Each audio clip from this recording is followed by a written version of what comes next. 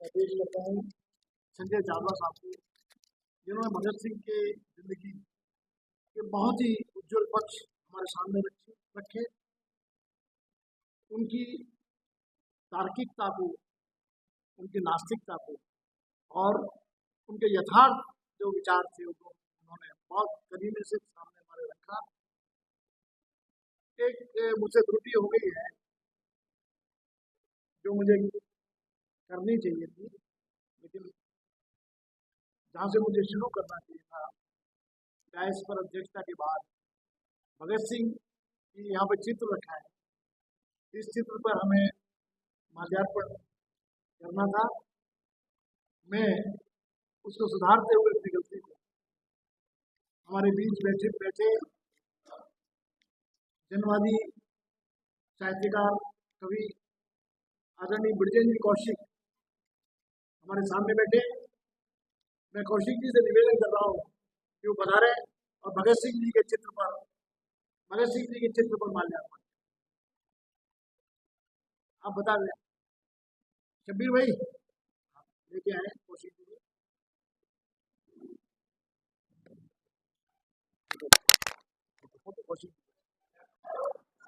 इनकलाब जिंदाबाद, साम्राज्यवाद का नाश हो, साम्राज्यवाद का नाश हो, मजदूर एकता जिंदाबाद। मैं इसी के साथ भगत सिंह के बारे में एक और हमारे बीच में साथी बैठे हैं जिन्होंने अपना पूरा जीवन भारत ज्ञान विज्ञान समिति में पूरे देश में तर्क संगत विचारों को फैलाने के लिए और वैज्ञानिक विचार की स्थापना करने के लिए केवल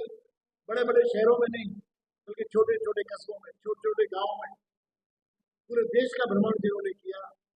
और आज वो हमारे बीच में मौजूद है। 12 के मिलने वाले हैं हमारे साथी पुराने।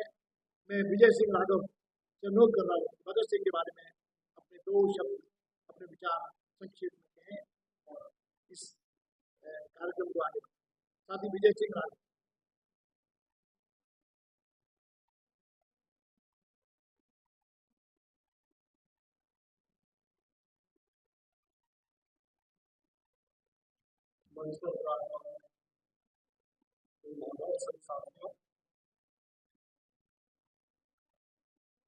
एक तरह से हमारी जो आज की गोष्ठी विचार का जो मतलब है भगत सिंह की सपना हमारा सपना कहने में मतलब ये होता है। सपना तो मतलब है एक बहुत बड़ी चीज होती है कि भाई दूर की कोड़ी देखना। भगत सिंह का सपना कोई इतना कोई बहुत मतलब ऐसा काल्पनिक सपना नहीं था, केवल यह क्या है आम मजदूर किसानों का, आम जन का शोषण ना हो, एक व्यक्ति दूसरे व्यक्ति का शोषण ना करे और एक देश दूसरे देश का शोषण ना करे, एक ऐसी सामाजिक व्यवस्था बनाने का एक सपना। ये सपना उनका ही नहीं, उनके साथियों का था, उस समय के क्रांतिकारियों का ये सपना था। लेकिन जो मुख्य जो दिक्कत बना दी तो ये सपना आज भी मतलब न केवल अधूरा है बल्कि लगता है कि बहुत दूर दूर होता जा रहा है। हमारे सबसे बुजुर्ग साथी मतलब है कौशिक जी है। मैं उस समय मैं 17 साल का विद्यार्थी था। ये बात है 78 के आसपास। उस समय साथियों में ये कहता हूँ कि हमें ये लगता था कि मतलब भगत सिंह के विचारों का ये जो समाजवादी भारत का जिस तरह से मतलब है जो मतलब उन्होंने एक जनता के सही जो राज्य का जनता के अधिकारों का जो देखा था वो बहुत नजदीक दिखता था, आज बहुत दूर दिखता है। लेकिन उस समय हम साथियों को लगता था कि शायद यार 10 साल और लगेंगे, 15 साल और लगेंगे। ये स्थिति 1978 80 के आसपास, 80 के दशक में भारत के अंदर ये स्थिति दिखाई देती है। राजनीतिक रूप से भी देखें तो जनता के पास में जो विकल्प जो था, चाहे संसदीय विकल्प हो या दूसरी सरकार का जो विकल्प था, वो कांग्रेस के अलावा वो भगत सिंह की विचारधारा वालों का ही विकल्प था जनता के पास। ये विकल्पहीनता की स्थिति नहीं थी, विकल्प था। और भगत सिंह के जो विचार उनके गलत है, जो उनकी वैचारिक विरासत के जो दावेदार थे वो उस समय बहुत ताकतवर थे। इसलिए ये सपना जो हमें आज बहुत दूर लगता है, उसमें बहुत कभी बहुत नजदीक दिखाई देता था। अब इसके लिए बहुत ज्यादा कारणों में मैं जाना चाहूंगा, लेकिन क्योंकि वो जो भगत सिंह के बारे में तो लगभग सब साथी जानते ही है कि नहीं उन्होंने क्या किए, किस तरह के बयान दिए, सब है ना, व्यक्तिगत जीवन की योग्यता, कब उम्र के अंदर करना, अध्ययन करना, सारी चीजें सही।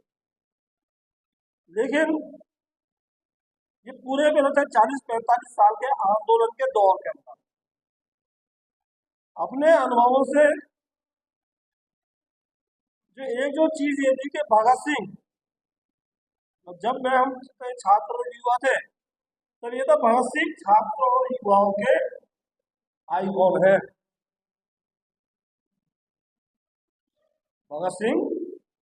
सिर्फ छात्र और युवाओं के आइकॉन है, और उनकी विचारधारा के विरासत के जितने भी क्रांतिकारी संगठन, क्रांतिकारी राजनीतिक दल, वो सिर्फ भगत सिंह को एक ही तरह से उपयोग में था कि भाई इसके भगत सिंह के माध्यम से युवाओं को जोड़ो। मैं किसी एक संगठन विशेष की, किसी एक राजनीतिक विशेष की बात नहीं कर रहा हूँ। बड़े पैमाने में भगत सिंह केवल युवाओं को लामबंद करने के लिए, छात्रों को लामबंद करने के लिए भगत सिंह का ज्यादा इस्तेमाल किया गया, बजाय उनकी जो व्यापक वैचारिक विरासत थी पूरे साम्राज्यवाद के खिलाफ, देश के अंदर बनता है किसानों और मजदूरों का राज, रूस की क्रांति से प्रभावित होकर, यदि हम बात के दौर में हम देखें क्रांतिकारी पार्टी जो मसौदा जो उन्होंने लिखा है, जो साथी है जानते हैं, आज भी यदि जितने भी भारत के राजनीतिक दल हैं जो क्रांतिकारी हैं, क्रांतिकारी होने का दावा करते हैं, क्रांतिकारी है भी, यदि उनके राजनीतिक घोषणा पत्र को देखा जाए तो उसके अंदर मूल भावना वही आती है जो भगत सिंह का सपना था, वही ड्रीम है, वही उनका मकसद है। तो भगत सिंह को कहीं ना कहीं एक युवाओं तक, छात्रों तक सीमित कर दिया गया, और ये काम भगत सिंह के दुश्मनों ने नहीं, ये हमारे भगत सिंह के क्रांतिकारी विरासत के साथ नहीं किया। भगत सिंह ने किसानों के लिए लिखा, भगत सिंह ने मजदूरों के लिए लिखा, उन्होंने यहाँ तक एक जो लिखा विद्यार्थियों के लिए, तो पिस्तौल और बम की जरूरत नहीं है, गांव गांव किसानों के बीच में जाओ, मजदूरों के बीच में जाओ, उनके अंदर राजनीतिक चेतना और वैचारिक चेतना जगाने का काम करो। तो वो जो हम दूसरा जो दृष्टि और देखा है, तो भगत सिंह एक तरह से पूरे देश के श्रमिक वर्ग, किसान वर्ग, सबके आइकॉन, सबके नायक बनते हैं। तो भगत सिंह को जो बनता है केवल युवाओं का नायक, आज भी लगभग स्थिति बदली है, लेकिन कमोबेश यही स्थिति है, और पूरे देश के अंदर जगह जगह युवा भगत सिंह के बारे में पूरा सप्ताह बना रहे हैं, उनके विचारों को पहुंचा रहे हैं, उनका चर्चा कर रहे हैं, केवल हम ही नहीं पूरे देश में आज। तो ये एक बात है कि है उनको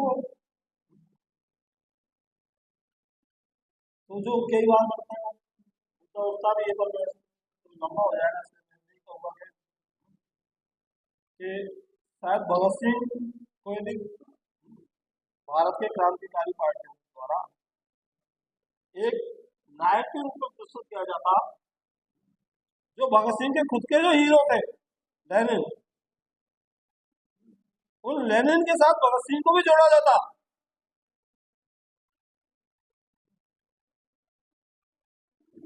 तो लेनिन का जन्मदिन होता तो आज हमारे हीरो यानी भगत सिंह, आज हमारे हीरो के हीरो का जन्मदिन है। उनके विचारों से सब सीखते, लेकिन मतलब ये है कि ये जो सपना है ये कोई आम जनता को मतलब है एक बुनियादी अधिकारों का शोषण से मतलब है लूट को लूटमार और उनका खिलाफ, तो जिसके लिए सब लोग लड़ भी रहे हैं। आज की जो पेचीदा स्थिति है कि बस मैं एक बात ये कहना चाहूंगा कि भगत सिंह के ने जो वैचारिक जो समझ विकसित की, मुझे खुद बहुत आश्चर्य होता था कि भगत सिंह ने इतने कम आयु के अंदर इतना कुछ सीख कैसे लिया। राजनीतिक ज्ञान के रूप में भी, सामाजिक ज्ञान के रूप में भी, है ना, धार्मिक दार्शनिक ज्ञान के रूप में भी कोई वैल्यू नहीं छोड़ा उन्होंने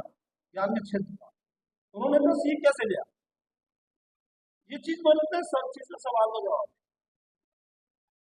तो खुद का आकलन किया कि यार आज मतलब 65 साल का हो गया, लेकिन मेरी जो सही वैचारिक समझ बनी थी वो तो 18, 19, 20 साल में लगी थी, साथियों से चर्चा करके अध्ययन करके। तो आगे जो कोई बुनियादी मतलब जो समझेगा, जो स्तर है, जो जड़ है, वो उसी उस एज का है,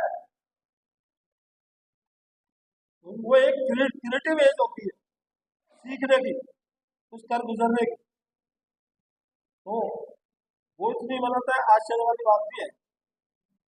लेकिन सवाल ये कि जिस तरह विचारों को लेके छात्रों को लिखा भाई, है ना, इन्हीं विचारों को, और मुझे लगता है आज के दौर में भी जो हमारे सबसे बड़ी जरूरत है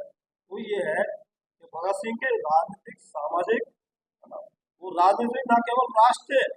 बल्कि है ना अंतर्राष्ट्रीय राजनीतिक साम्राज्य के खिलाफ इन विचारों को अधिक से अधिक लोगों तक पहुंचाना, यही हमें भगत सिंह के सपनों को साकार करने की बड़ी चीज होगी। और भगत सिंह भी ऐसे बचे हैं, उनकी विचारधारा का जो नाम है, उन्होंने जो कुछ रखा है, आज फासिस्ट ताकतों ने चाहे गांधी जी को गेरुआ कर दिया, भगत सिंह के लिए भी खूब कोशिश की, लेकर मैदाने भी कर भी रहे, लेकिन यदि वो कामयाब नहीं हो सकते तो कभी भी भगत सिंह को गेरुआ बनाने में भगत सिंह को बनाते हैं कभी कामयाब नहीं होंगे, क्योंकि भगत सिंह की विचार की ताकत है, वो उससे वो नष्ट ही होंगे, कोशिश उनकी नहीं तमाम है, कोटा के अंदर भी पूरा एक सप्ताह बना रहे हैं। इन्हीं बातों के साथ में कि ये अनवरत है इस तरह के कार्यक्रम हो कि भगत सिंह के जो वैचारिक जो है उनको लोगों को पहुंचाने की जरूरत है।